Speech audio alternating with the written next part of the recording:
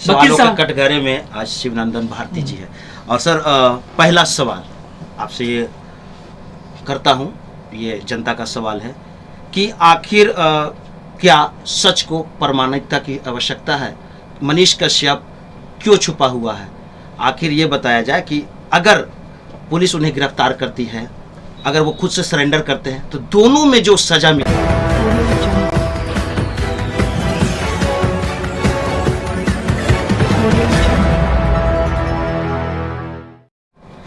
इन दिनों social media पर खबरों का अंबार सी लगी हुई है। उसी खबर के अंबार में एक खबर है मनीष कश्यप को लेकर। मनीष कश्यप चर्चा के विषय बने हुए तमिलनाडु प्रकरण में। तमिलनाडु प्रकरण के बाद मनीष कश्यप के ऊपर एफआईआर हुए और उसके बाद मनीष कश्यप फरार चल रहे हैं। इन तमाम मुद्दों को अगर देखा जाए तो डिजिटल मीडिया का साख दांव पर है। लोग कहते हैं डिजिटल मीडिया पर बिलीव करें कि ना करें, सवाल खड़े करना शुरू कर दिए हैं। अभी जो तस्वीर में आप देख रहे हैं, पटना हाईकोर्ट के अधिवक्ता शिवनंदन भारती जी हैं, जो काफी लोकप्रिय हैं। हर मुद्दे पर ये बेबाकी से अपनी राय रखते हैं, वो भी फैक्ट्स के साथ। मनीष कश्यप में सच्चाई क्या है? क्या मनीष कश्यप जेल जाएंगे? अगर जेल जाएंगे तो कितने सालों की सजा होगी? ये सारी जानकारी आज शिवनंदन भारती जी देंगे। आज इस बातचीत में हमारे साथ पत्रकार बंधु विशाल जी भी हैं और ये भाई साहब भी हैं, और भी पीछे हैं भाई साहब जो सवाल जवाब करेंगे। आज जो सवाल जवाब किया जा रहा है वो पब्लिक का सवाल जवाब सीधे वकील साहब से किया जा रहा है। सवालों के कटघरे में आज शिवनंदन भारती जी है।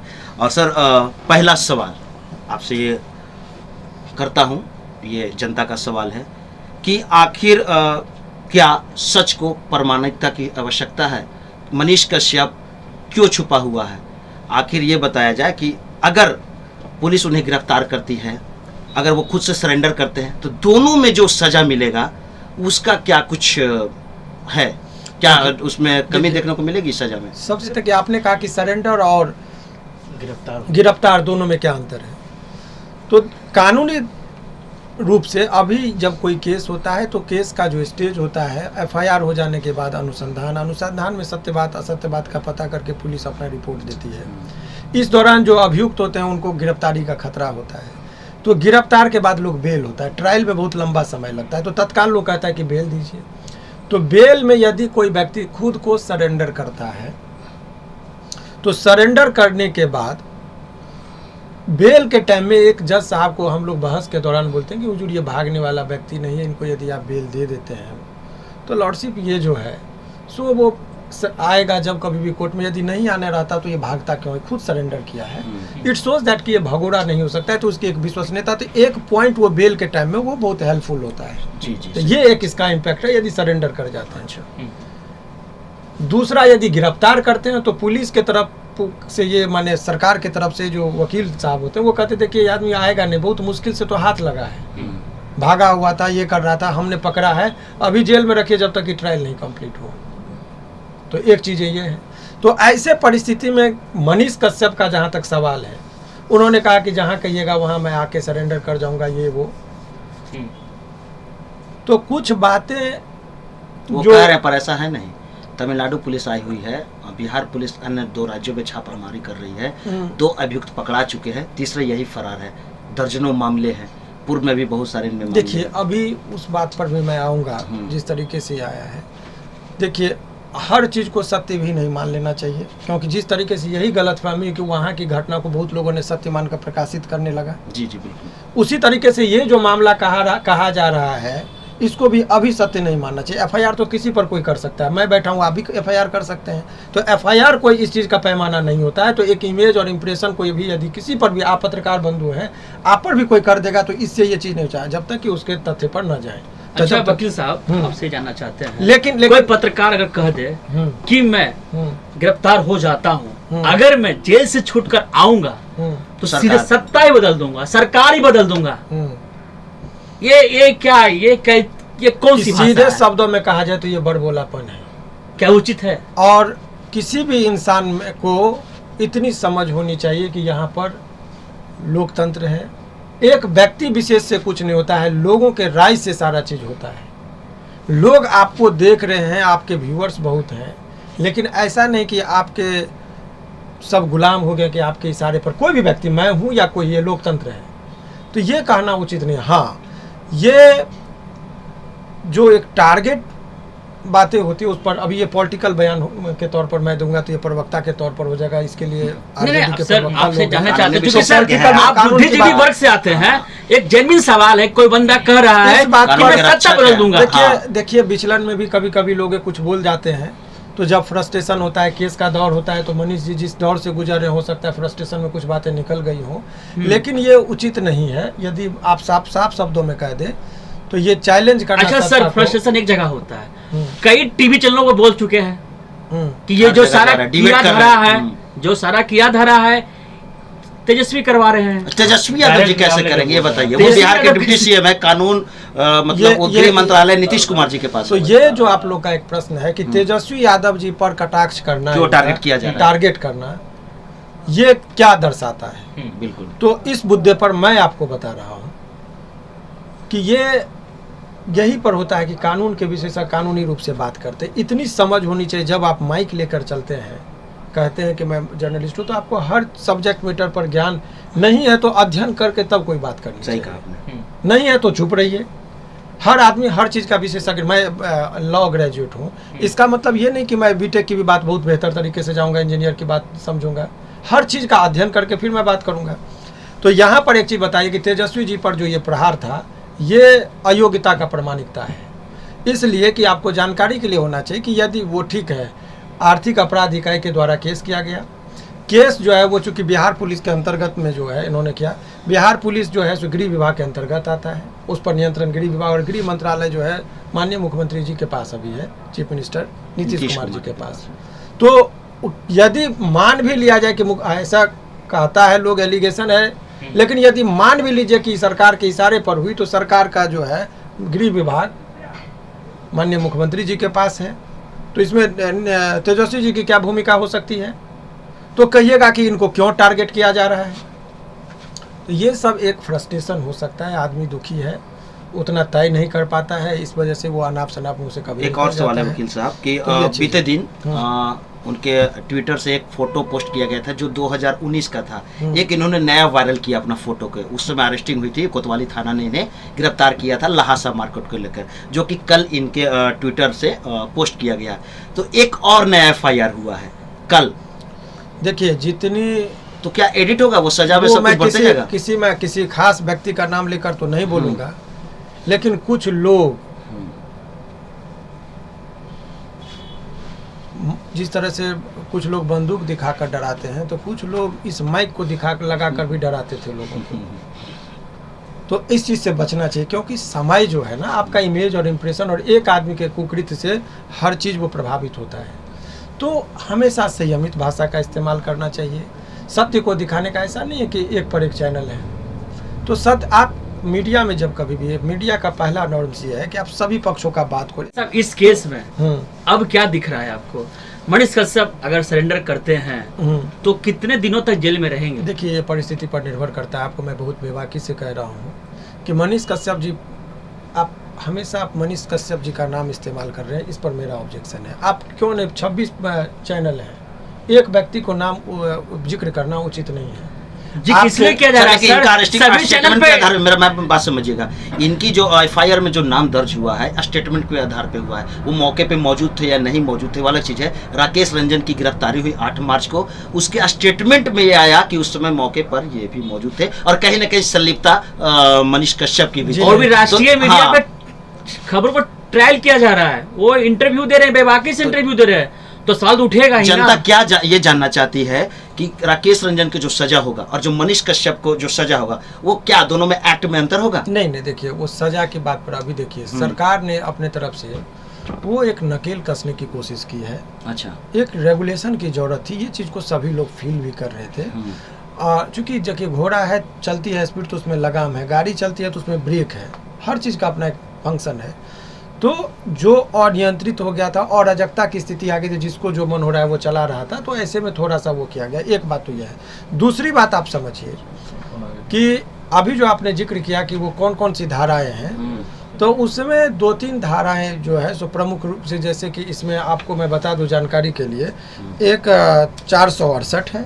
तो 468 में जो है सो वो 7 साल तक की सज़ा का प्रावधान है अधिकतम।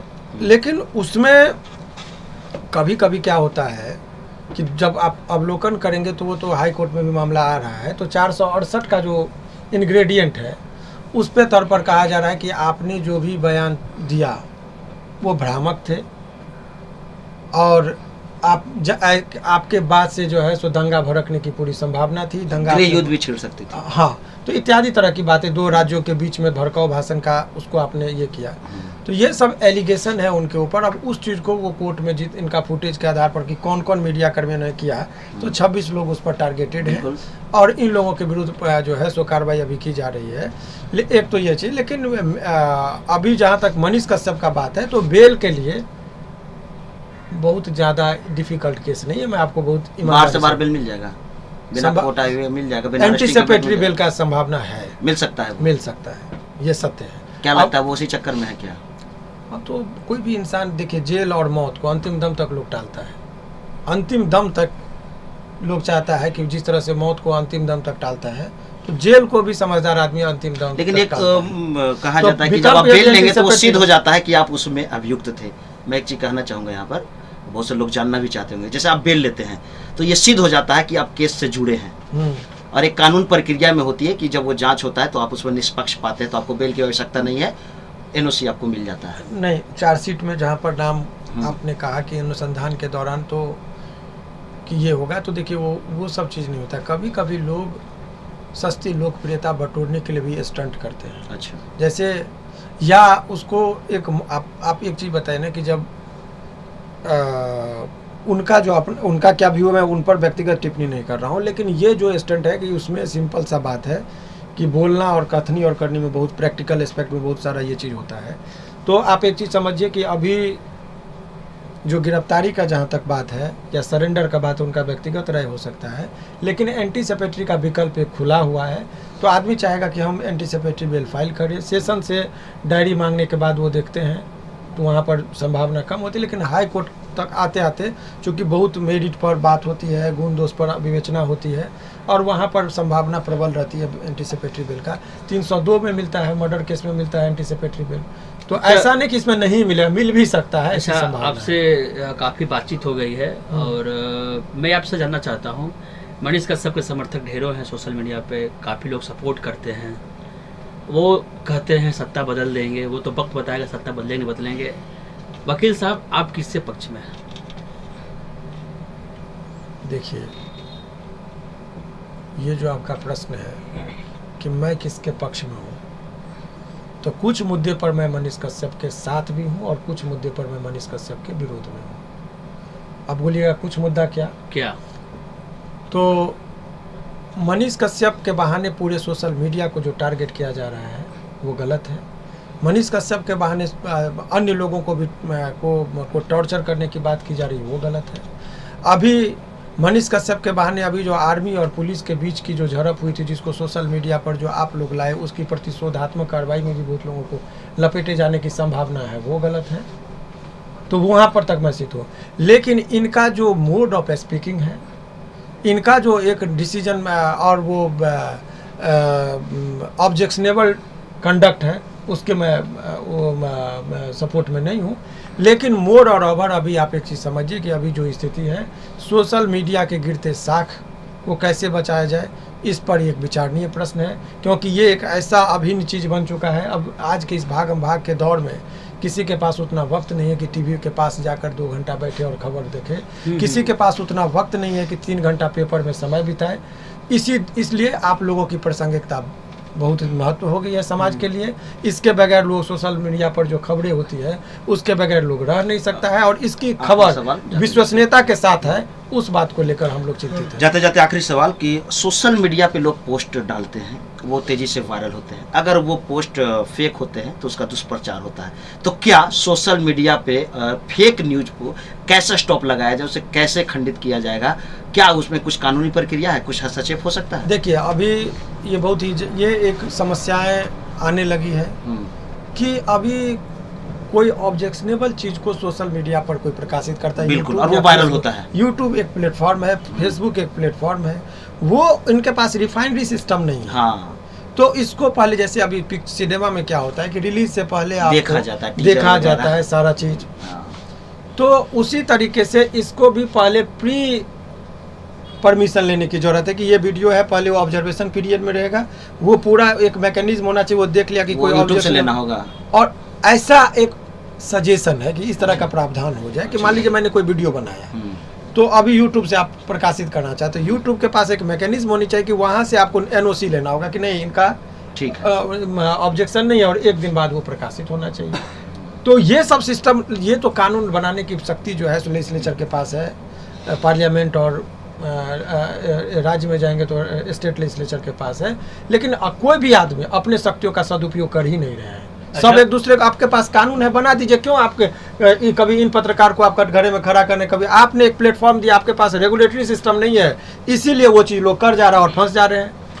बिना जांच के जब बिहार पुलिस ट्वीट कर सकते हैं तो उनके साथ क्या हो सकता है? एक जो भैया बताया है कि मनीष कश्यप ने खुद एक हथकड़ी का फोटो डाला, मनीष कश्यप खुद बोले कि मेरा फर्जी ट्विटर अकाउंट मैं है। उन पे भी एफआईआर करूंगा, निकलूंगा हाँ, तो ये जब ये खत्म हो जाता है मसला, तो मैं उन लोगों पे एफआईआर करूंगा। बिहार पुलिस वालों ने भी बिना जांचे ही उनके ऊपर एक और एफआईआर कर दिया है। देखिए एफआईआर का आपको एक बार बता दूं कि एफआईआर जब कोई घटना घटित होती है तो प्रथम दृष्टिया में एफआईआर होता है अनुसंधान, ये नहीं कि पहले आप जांच लीजिए तब एफआईआर कीजिए, एफआईआर के बाद ही जांच शुरू होती है। तो माना आपने कहा कि वो फर्जी वीडियो है, तो ये चीज़ अनुसंधान का जब फाइनल चार्जशीट जमा होगा तो पता चलेगा कि इनका अकाउंट नहीं, तो यही तो अनुसंधान का पार्ट होता है। जहाँ पर कोई मर्डर होता है तो मर्डर में किसी व्यक्ति का नाम बोल देता है, आया ब्लिंक किया तो हाँ इनका नाम दे दो, बाद में पता चला कि वो आदमी उस दिन मुंबई में था, तो चार्जशीट में आता है कि इनका नाम ये हो गया, ये पुलिस के पास है।